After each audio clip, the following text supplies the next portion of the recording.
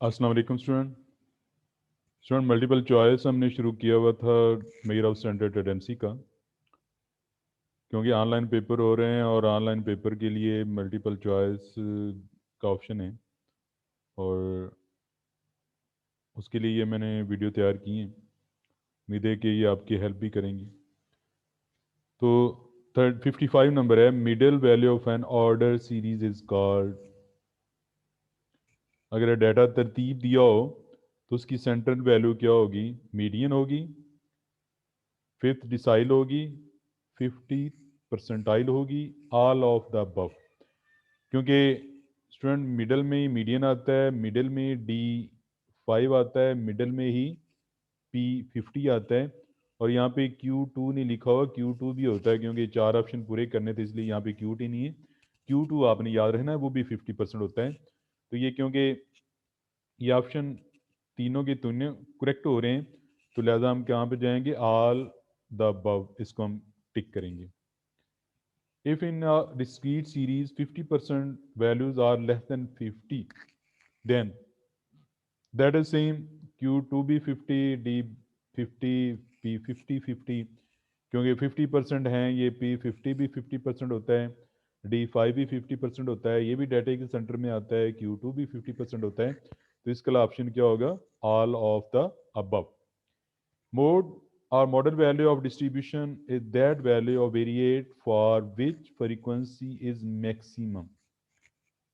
तो maximum frequency के सामने जो वैल्यू होती है उसको हम मोड कहते हैं। Suitable average for averaging the shoes size of the children.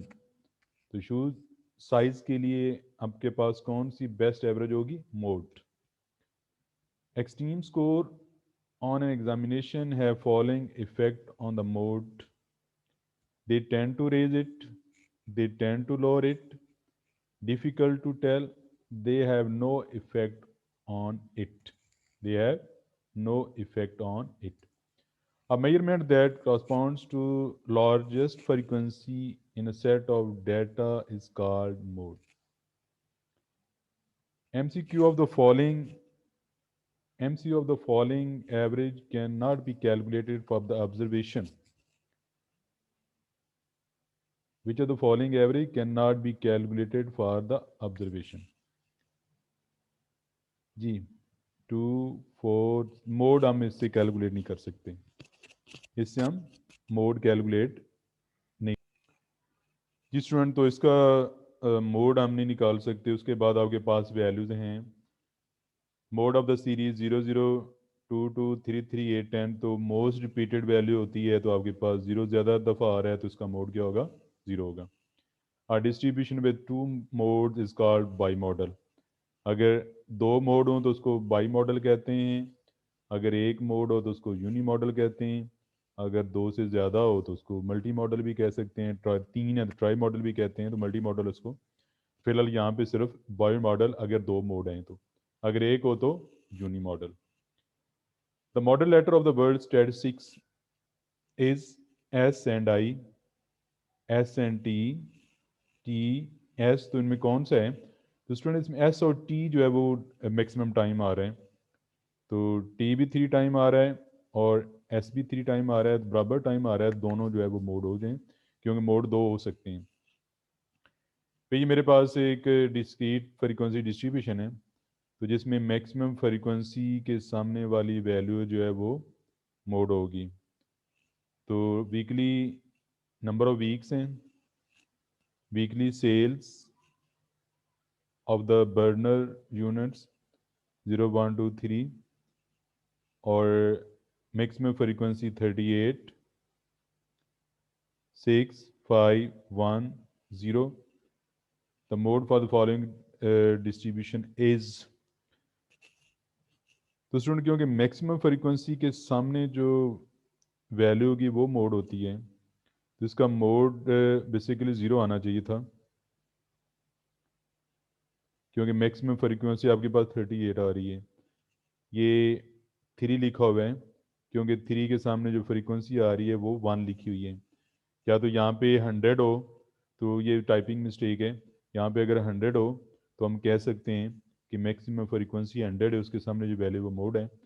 तो ये क्योंकि 38 मैक्सिमम फ्रीक्वेंसी, इसलिए इसके लिए ये ऑप्शन करेक्ट होना चाहिए। तो ये आपने देख लेना है कि मैक्सिमम फ्रीक्वेंसी के सामने जो वैल्यू है वो मोड होगी, तो ये ज़रा करेक्शन भी कर लेना। Which of following statement is always correct?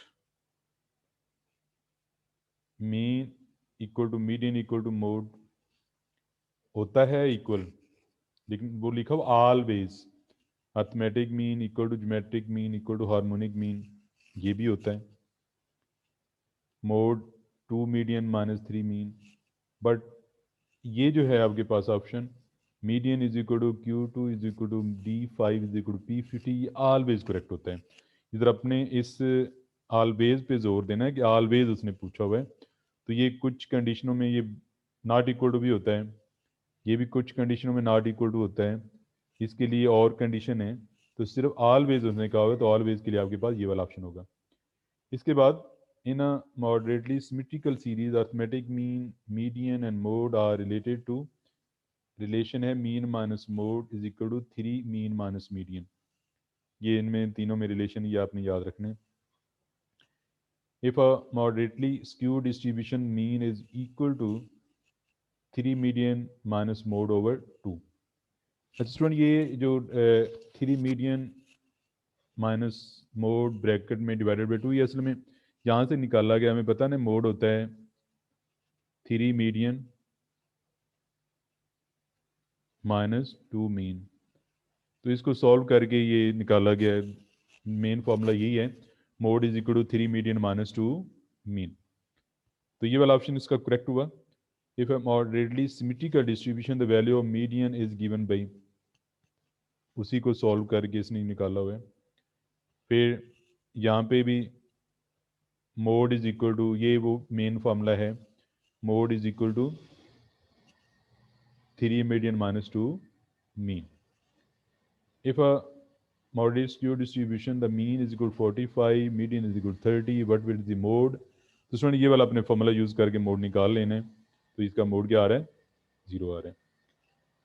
If for any frequency distribution the median is 10, the mode is 30, then approximate value of mean is, तो ये सारे क्वेश्चन इस फॉर्मूले के जो मैंने आपको बताया इसके इर्द गिर्द ही घूम रहे हैं। Mode is equal to 3 median minus 2 mean. उसके बाद वही सेम फिर मीन मीडियन मोड और वैल्यू ऑफ मीडियन मालूम करनी, ये आपके पास 16 आ गया। फिर moderately skew distribution median minus mode over mean minus median is equal to 2,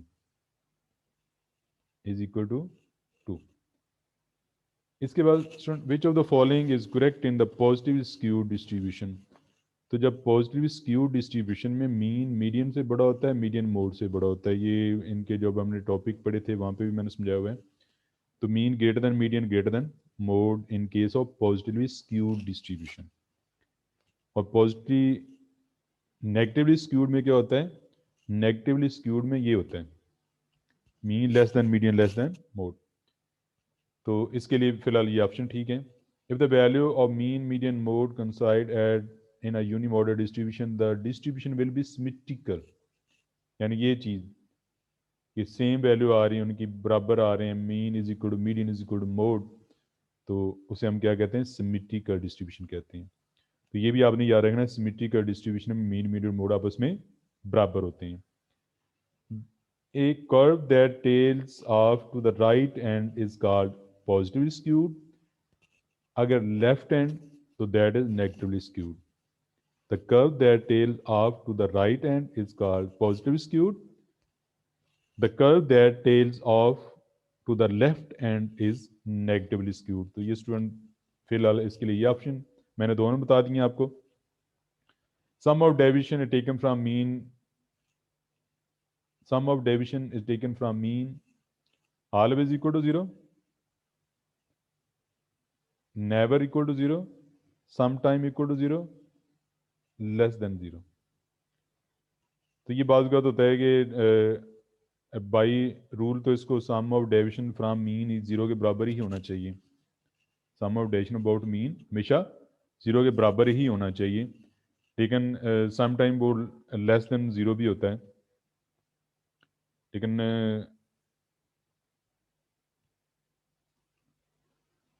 some of deviation taken from mean always equal to zero होना चाहिए, लेकिन जब उसको हम मैथमेटिकल सॉल्व करते हैं तो वो बाज़ का तो उसमें कोई राउंडिंग की वजह से एरर आ जाता है, तो फिर वो less than zero. If a set of data has one mode and its value is less than mean, then the distribution is called positively skewed. वो आपने ये वाला रिलेशन जेन में रखने हैं कि mean greater than median greater than mode हो तो positive skewed, mean less than median less than mode हो तो नेगेटिवली स्क्यूड, अगर mean equal to median is equal to mode हो तो नो स्क्यूनेस या उसको हम सिमेट्रिकल भी कहते हैं. जी student, taking the relevant root of the product of the non-zero and positive values are called geometric mean. अब ये geometric mean की डेफिनेशन है कि रेलिवेंट रूट से मुराद यानी कि अगर जितनी वैल्यूज़ हैं आपके पास, अगर n वैल्यूज़ हैं तो nth root of the product of the all non zero observation. तो रेलिवेंट रूट का यहाँ ये मतलब है कि जितनी वैल्यूज़ को आप मल्टीप्लाई कर रहे हैं. The best average in percentage, rates and ratio is geometric mean. The suitable average for computing average percentage increase in population is geometric mean.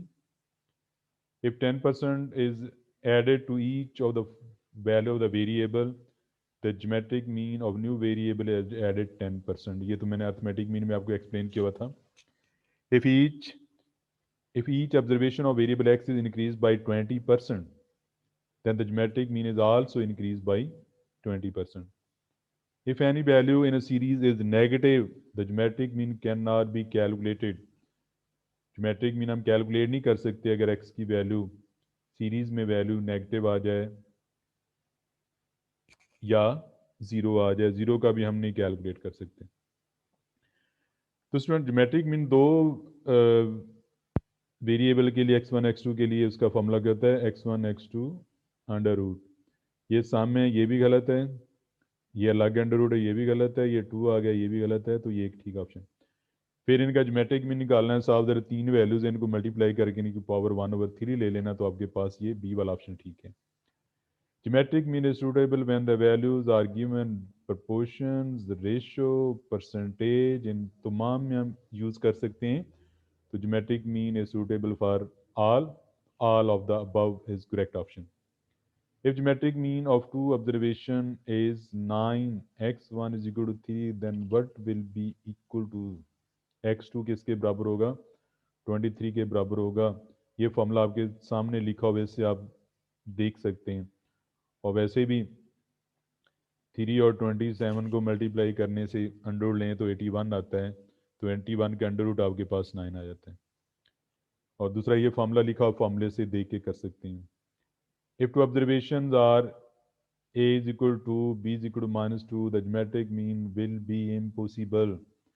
क्योंकि अभी आपको बताया कि ज्योमेट्रिक मीन अगर डाटा में कोई माइनस वैल्यू आ जाए तो उसका हम ज्योमेट्रिक मीन नहीं निकाल सकते. Geometric mean of this observation, ये भी माइनस आ गया, इसका भी नहीं निकाल सकते.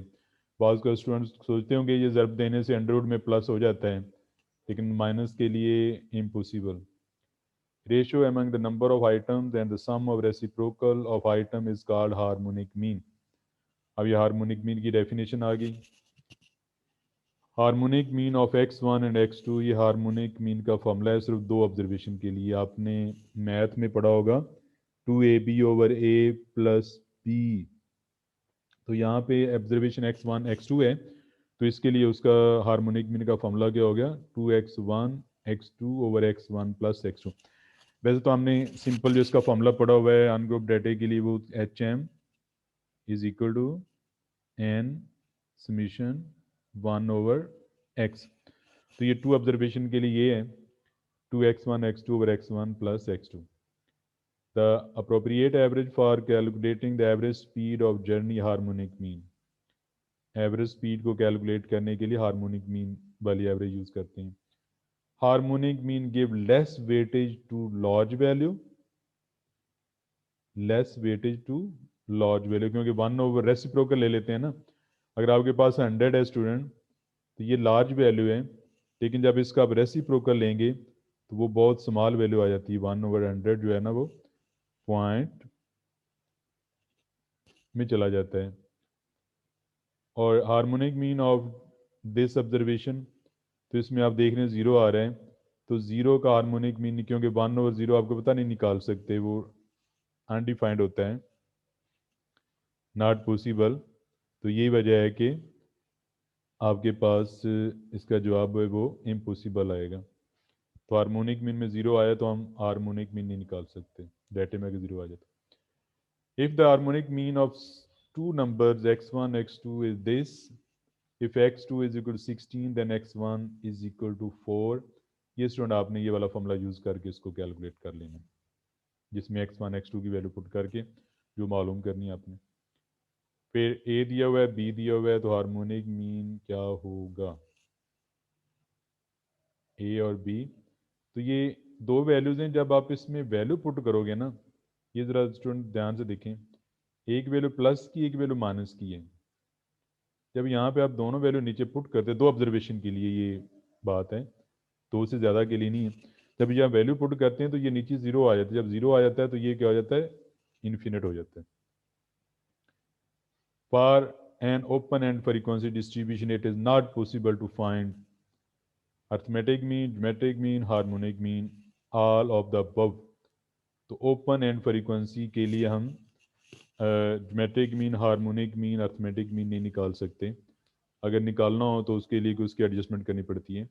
तो डायरेक्ट हम ओपन एंड फ्रीक्वेंसी के लिए ये तीनों एवरेज नहीं निकाल सकते। ओपन एंड का स्टूडेंट ये मतलब होता है कि आपके पास या तो ये फ्रीक्वेंसी लिखी हुई है, या इसका ये वाला एंड ना दिया हो, या एंड वाला एंड ना दिया हो। फिर ये एक relation, if all item in a variable are non zero non negative then A M greater than G M greater than H M. Geometric mean of set of positive numbers is less than or equal to arithmetic mean but is greater than or equal to harmonic mean। ये relation ऊपर लिखा हुआ है। Geometric mean and harmonic mean for the values of the इसमें zero आ रहा है तो आप हार्मोनिक मीन नहीं निकाल सकते, और ज्योमेट्रिक मीन भी नहीं निकाल सकते, माइनस भी आ रहा है तो impossible.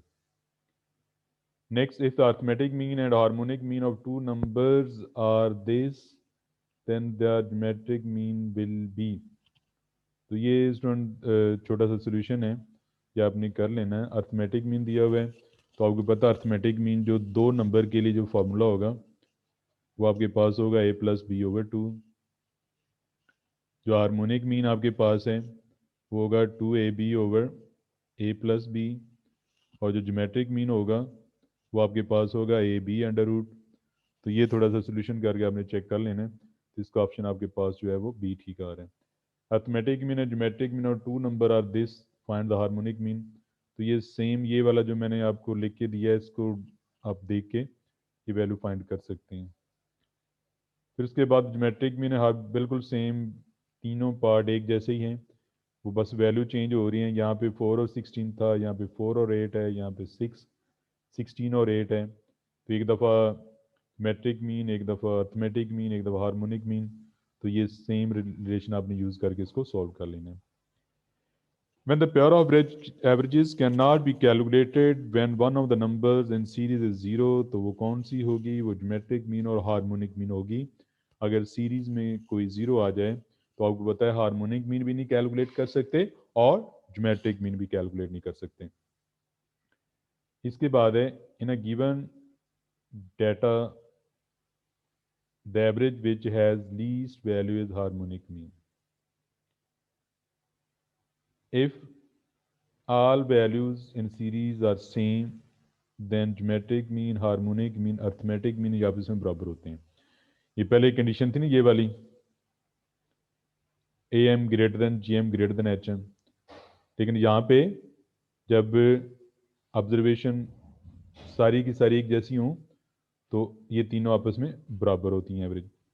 Average are affected by change of origin से भी चेंज हो जाती हैं, स्केल से भी हो जाती हैं, लिहाजा both of A and B वाला ऑप्शन ठीक है। तो ये student measure of centre tendency के थे आपके पास मल्टीपल चॉइस, और उम्मीद है कि इसको आप कीजिएगा और इंशाल्लाह ये आपकी काफ़ी हेल्प करेंगे ऑनलाइन पेपर सॉल्व करने में। थैंक यू, अल्लाह हाफिज़।